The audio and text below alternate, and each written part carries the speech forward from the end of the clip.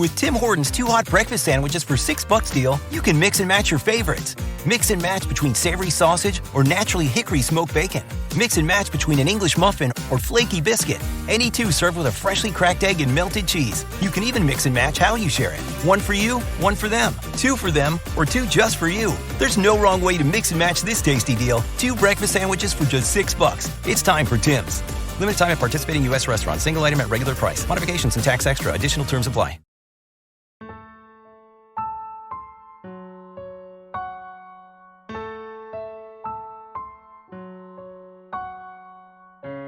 Live from Liverpool, the Dark Paranormal, Dark Bites.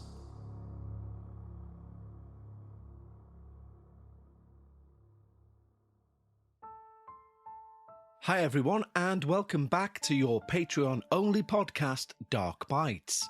On this week's show, we do have something special and a bit of a one-off. We have a guest storyteller, and I think you'll know who it is. But before we get to that person, what we're going to do, as we usually do here, is cover some of the shorter stories that we've received from our listeners, some of the stories that are not quite long enough to make the full show. And our first email today comes in from Mayim, and they write, "My name is Mayim. It's not my real name, but I want to remain anonymous. When I was a young child, I lived in this house in the foothills of the Sierra Nevada mountains in the USA. It was in that house that I had the worst seizures ever, as well as nightmares. Me and my sister would go down this road that was near our hangout space. Now, I always got a bad feeling about going down there, or even living in that house. One night, I had a dream that the road we always went down was a portal to hell.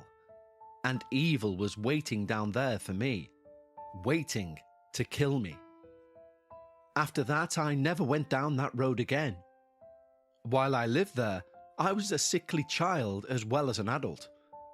I got the stomach flu and had to go to the hospital by ambulance because it was so bad. I also got bad pneumonia, and I missed a week's school. Fast forward to adulthood, and for a long time we didn't live in that house. We rented it out. Once the renter went, we were free to move back in. That's when I got really sick with gallstones. I also had a cyst on my ovary, but then had to get gallbladder surgery not long after my VNS failed on me. If you don't know what a VNS is, it's a vagal nerve stimulator, kind of like a pacemaker for the brain. I have a battery in my chest with wires that go up my vagal nerve to mildly shock my brain. Anyways, the wires to it disconnected, and I needed surgery again. It was that bad that they had to replace the whole thing. As I was living at the house, I experienced severe anxiety, to the point where I would pass out from it. When we moved away, the anxiety eased, and I no longer had those health problems. However, when I talked to a friend about my dream, describing the portal to hell, I ended up going into a seizure whilst describing it, and I don't think it was a coincidence. To this day, I am out of that house, but I still have nightmares about the house being haunted. But that's my true story of my run with pure evil." Such an interesting story there, playing with the idea that places could be potentially almost like a battery charging up evil and nefarious energy, just waiting for that right person with the right sort of psyche to unleash it and unfortunately be the recipient of it. Thank you so much, Mayim, for your story. Let's move on to our next true paranormal encounter. I'm not sure if this all counts as proof of my ghost. I have thought maybe I was going crazy, but at my old house, we used to have a lot of weird experiences. The whole house felt bad, to be honest. It was just this uneasy feeling, and a feeling of being watched, not in a good way. I remember I got to choose which bedroom would be mine when we first went in, and instead of the bigger one, I went to the small one at the end of the hall. It just felt nicer than the rest of the house. We had a lot of weird experiences there. A lot of them creepy. None of our pets would ever step foot in that basement, but I'll write about those later. What I really want an opinion on is what I think is my ghost. In this bad house, my room always felt safe. Nothing really bothered me past my front door, and things I would lose would turn up in very obvious places when I spoke of them out loud. Now, I always joked about the ghosts in the house, and tried to be nice to them in an effort to have them not scare me. When I moved out, whilst packing, I'd run out of tape. Somehow, when I stopped for supper, tape was put in plain sight on top of the last box.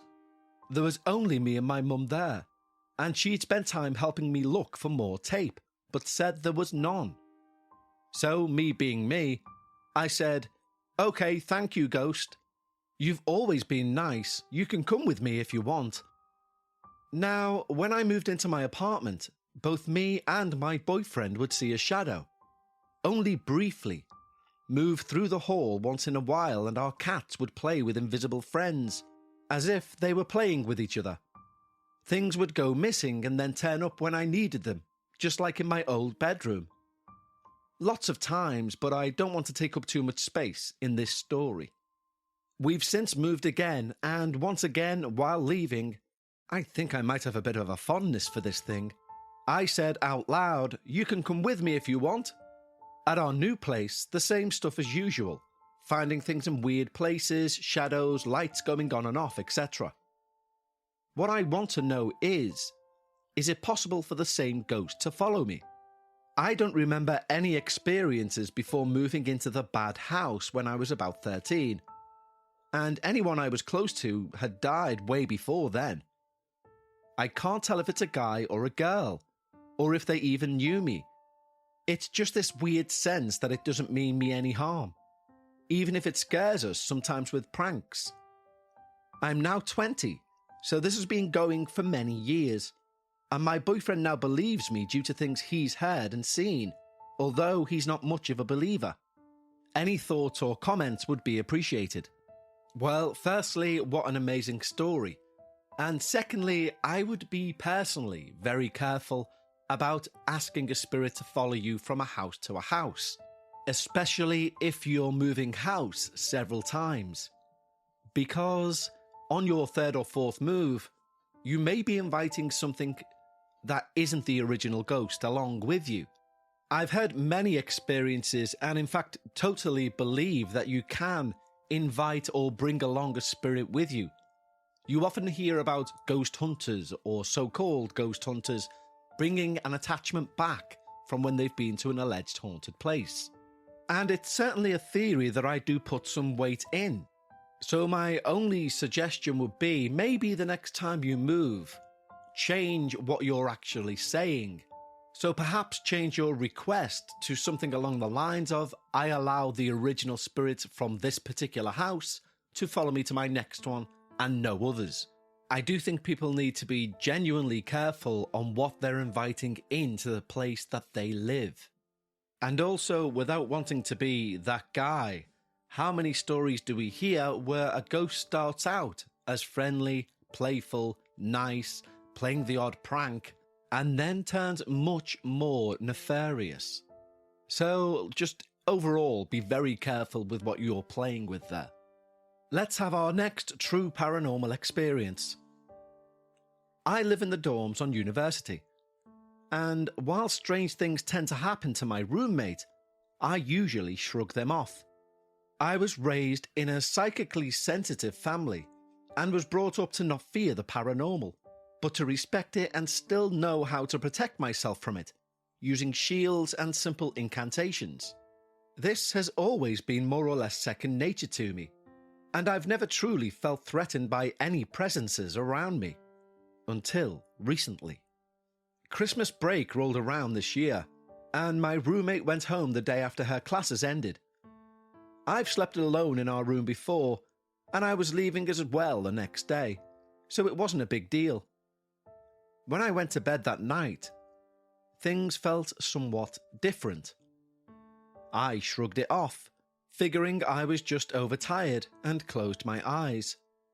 As soon as I did, I got an exceedingly clear mental image of an older man standing a few feet away from my bed, glaring at me. This was, of course, disconcerting, but I just opened my eyes, counted a few sheep to get rid of the lingering image, and then tried once more to go to sleep. After all, it was probably just my imagination. I've seen similar mental images before, ranging from people I've never met in my life to elephants in tutus. Though this wasn't exactly a dancing pachyderm, it was hardly unusual. But still, I couldn't sleep. I kept getting the feeling that there was something near the foot of my bed, standing in the doorway to my dorm room. This reminded me that I hadn't actually locked the door before laying down. So I reluctantly stood back up to go and lock it. I didn't want to walk through those few feet of space. It felt like there was something there that I didn't want anything to do with. I quickly locked up and dove back into bed, closing my eyes tightly. For several long moments, everything seemed okay again. Several years ago, I began learning how to use my energy to gently influence things. Pendulums for the most part, though on occasion in crowded areas, I would use it to subtly keep people away from my personal space. I could form a barrier that would discourage people, on a subconscious level, from getting too close. I've always done this to some extent when I was younger, but have only recently begun doing it on purpose. Learning how to do this has made me more aware of my aura, of the energy that surrounds me, and sometimes I can tell when someone is thinking very hard about me, just based off changes in my own energy. I bring this up because I began to sense changes in my aura. I'm not a huge fan of this word, but it clearly gets across my meaning. It felt like someone was playing with my energy, perhaps sucking it away. This happened a time or two before in my bedroom at home, but there, all I needed to do was to tell it rather forcefully to stop, and it did. I did that in my dorm room and nothing happened. So then I put up that shield I've been using for so long, and still nothing happened. As I did this, I began to sense a sort of shape that went along with the bad feeling at the foot of my bed. Whatever it was reminded me of the velociraptors from Jurassic Park. Non-human, small and quite dangerous. Finally, I imagined a sort of energetic bomb going off, filling the room with bright white light, and the being seemed to vanish. I haven't noticed anything out of the ordinary so far now that we're back, but then again, it's only been a few days. I'm hoping whatever it was has left for good. Well, that is one terrifying way to describe the entity at the foot of your bed. Small, non-human, and very dangerous. And this is why I truly love doing this show, is these visceral, shorter accounts seem to carry an air of authenticity which is hard to replicate. And I also think sometimes a shorter, terrifying story sticks in your brain a lot easier than a lengthy one. Let's have our next true paranormal experience. My name is Andrea, and I'm a single mother of a 2-year-old girl. I moved into my home 8 years ago whilst engaged to my now ex-husband. Elderly neighbours explained to me that our community was originally built in the 50s. The houses were intended for war veterans returning to the States, so they could have some affordable housing. I'd lived in the home a little over a year, and decided I would love to have a small dog for companionship, whilst my husband worked late. It wasn't long after that the 8-month-old pup started barking viciously down the hallway facing the door, which is now my daughter's room. The hair on the back of her neck would stand on end, and she would shake uncontrollably. The bedroom at this time only served as a guest room for storage, and for extra clothes. The dog, who would never leave my side anywhere I went in the house, would refuse to go in this room. I could never understand why. I knew that some dogs have funny little quirks about them and just wrote it off as one of those things. Years passed and I never gave my little dog Cleo's behaviour much attention. However, one night in particular, I was watching TV, with my little pug sitting on my lap. She started shaking, and I looked down at her, and every hair on her back and her neck was standing up.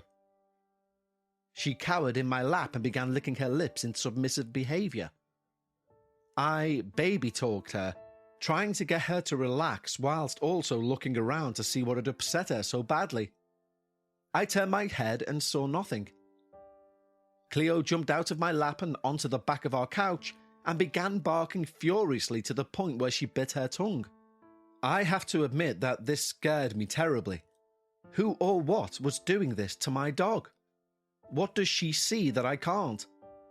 I paced the house nervously until my husband arrived home. He could tell that I was very upset, but laughed at me when I told him of our encounter. He stated, "You girls have been up late watching crazy movies." This occurred again on several occasions after that night, even with him present. He never gave it a second thought, and would scold our dog every time she behaved this way. Then, one summer, I'm told by the doctor that I'm pregnant. My husband at this time was having an affair that I was not aware of until I was 7 months pregnant. We had a horrible fight that night over his adulterous behaviour. I made him leave that night. I couldn't bear to see his face. Minutes after he left the driveway, I began crying hysterically on the couch. My dog Cleo was lying beside me when she began the curl lip growling again. I looked up, and the pendants over my bar were swinging in small circles. My nerves were already shot, and words began coming out of my mouth that I would never say in a calm state. I shouted, "If you're here to hurt me, go ahead and get it over with. Can't you see I'm in enough pain?" The pendants immediately stopped moving, and my little dog chased whatever it was down the hallway, until she came to that door, and then she ran back to me. The incidents seemed to stop completely after that night. The birth of my daughter took my mind off all that had happened. The room that my little dog hated was now a sweet nursery for my new baby girl. But my little baby did not care for the room either. She would cry every time I would lay her down in her crib. I ended up buying a bassinet for my room, and she would sleep all night long, except to wake up for feedings, of course. As she grew older, she would go into the room to get toys and books. At times she would look up toward the ceiling and reach her arms up as if someone was there. This, of course, scared me. What or who is in this room and why? Needless to say, my daughter now sleeps with me. My sister, who was a pharmacist assistant, watched my daughter for me one day whilst I was running errands. She heard my daughter talk to someone and went to investigate. Her aunt asked her who she was talking to, and my daughter responded, "Him," and pointed beside her. "He plays with me and he lives in this room." My sister, who is former US Navy, grabbed my daughter's arm and left the house with all the lights on and unlocked. The reason I'm writing this story, though, is because of one particular incident.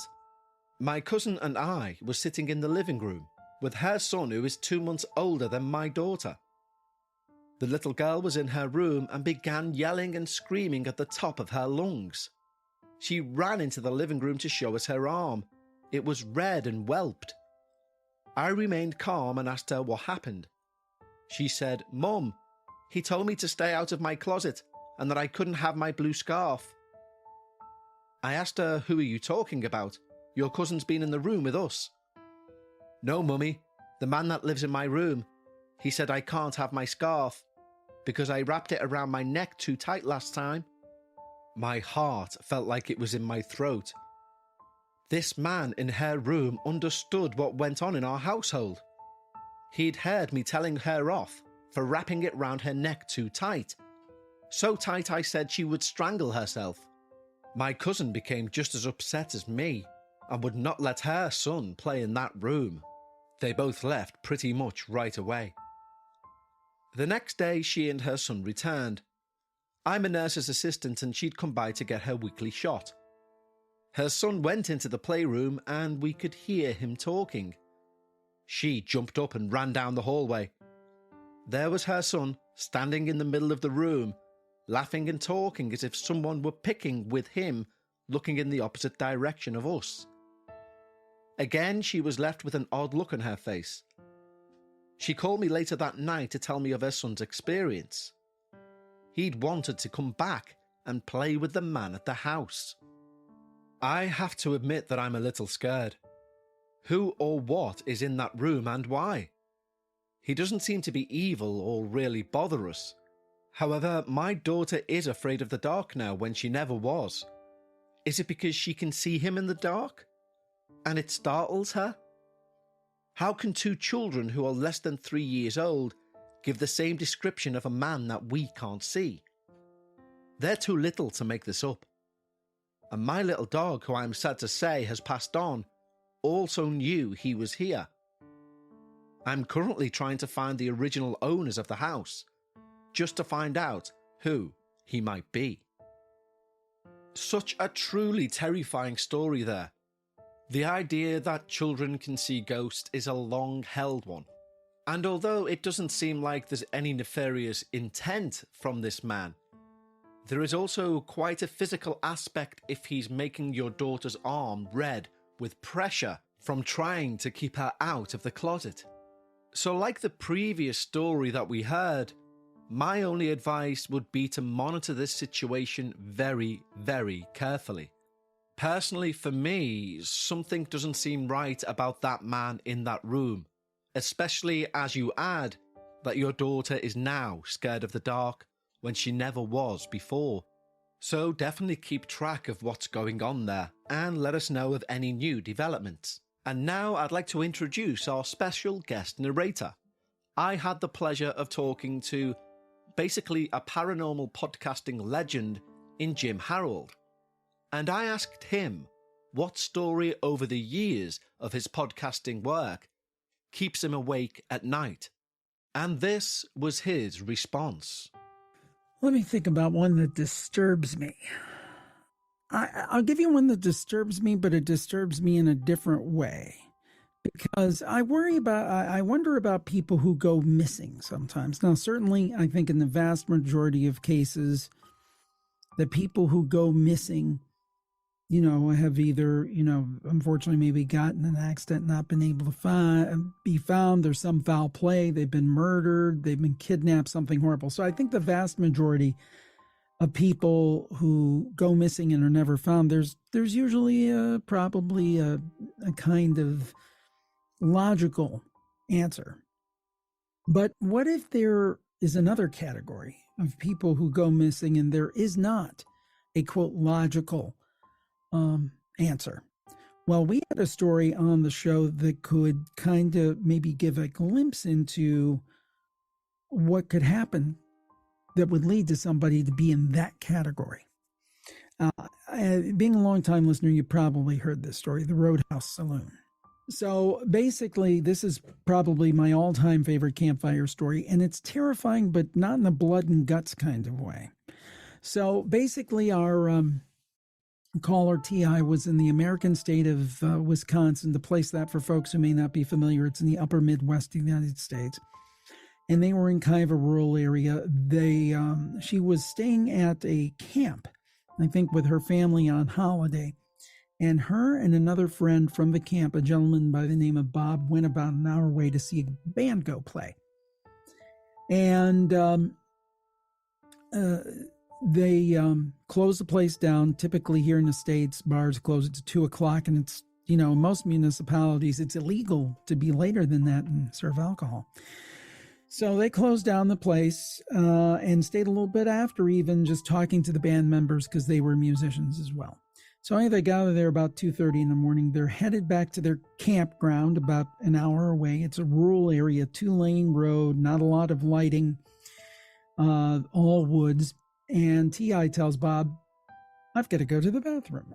And Bob says, well, you can pull up a tree, but other than that, there's not many options here. And she said, just drive fast. So he continues to drive, and in a few minutes, they come upon this bar.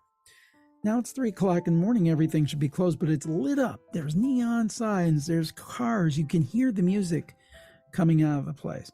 And he thought, well, that's weird, but let's not look a gift horse in the mouth. We'll go in and do what needs to be done. So they go in. T.I. goes to the restroom. Bob gets a drink from the bar. And when T.I. comes back, Bob says, I'm really glad that we came here in a way, because see that mural over there? And the whole wall was painted in the scene of like an old Western saloon in one of the old West movies. And he said, I've always heard about this, but I wanted to see it, and finally got to see it. And they kept looking at it. And the more they looked at it, they realized that everybody in the painting was actually physically in the bar. I have one guy that a cowboy standing against the wall. He was standing in a different part of the bar. The bartender was in a different part scene. In the bar, there were some guys playing pool. In the mural, they were playing cards. So they were seeing people doing different things. He thought, well, that's weird. And they started talking to him. Well, maybe the artist is a regular here. These people are regulars. He just painted them into the scene, kind of as a tribute, a homage, if you will. So another thing that was kind of strange was the people were weird. They were kind of blankly smiling. They weren't really interacting, but they were just kind of, when somebody just kind of looks at you blankly and you kind of think, what's going on with them? One man came up to T.I.